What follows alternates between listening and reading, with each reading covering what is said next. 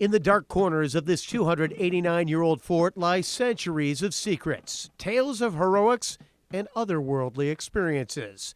One such tale takes us back to 1804 and the first sighting of the Hobgoblin of Niagara. Imagine a regular goblin, and then think of one that's just a little hobbier. Local historian and folklore expert Mason Winfield says the Hobgoblin has many interpretations. For example, this is how Marvel Comics pictures the beast, while Witchwood Brewery has a more playful creature on its label. Something somewhere in the middle is what is said to have made its presence known here on the shores of Lake Ontario. They play pranks, they're small, they're elusive. So the Hobgoblin would be something that would be a little more of a prankster than an outright threat. On the night in question, the Hobgoblin was not nearly as elusive in the thinking of a young company piper named John Carroll. The fort piper paid tribute too freely to Bacchus, meaning the wine god, and he got a little lippy with the fort's commander. And so as punishment for one of his drunken bouts here at Fort Niagara, he's actually thrown in the black hole, which is the pit of solitary confinement. The black hole was exactly that, dug into the floor of this building known as the South Redoubt.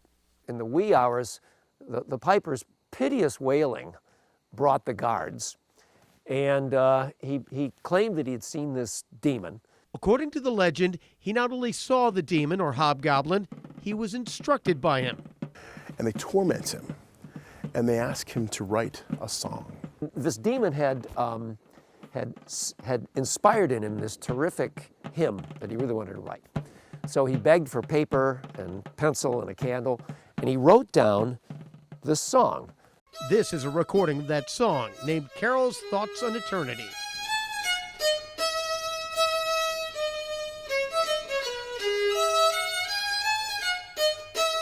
Carroll was ultimately released from the hole unscathed but shaken.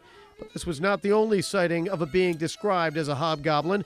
A soldier was on sentry duty here in the graveyard around 1812. When he saw a being, he issued a "Halt, who goes there?" challenge to him before it comes into view during a lightning strike. The soldier is so frightened, he fires his rifle at it and runs right into a barricade and knocks himself out cold. This draws others out of their quarters, and when he comes to, at which point he tells them what I saw was a hobgoblin. As you might imagine, our sergeant is pretty unimpressed with the idea of chasing a hobgoblin around. But there was a connection between these two sightings. He asks for Charlie's canteen. As Charlie hands him his canteen, the sergeant takes off the stopper on the canteen, takes a sniff. And he's like, oh, goodness. And he realizes that Charlie's canteen is about a quarter of the way full of corn liquor. So a lot of the stories about spirits here may have been inspired by spirits. By spirits themselves.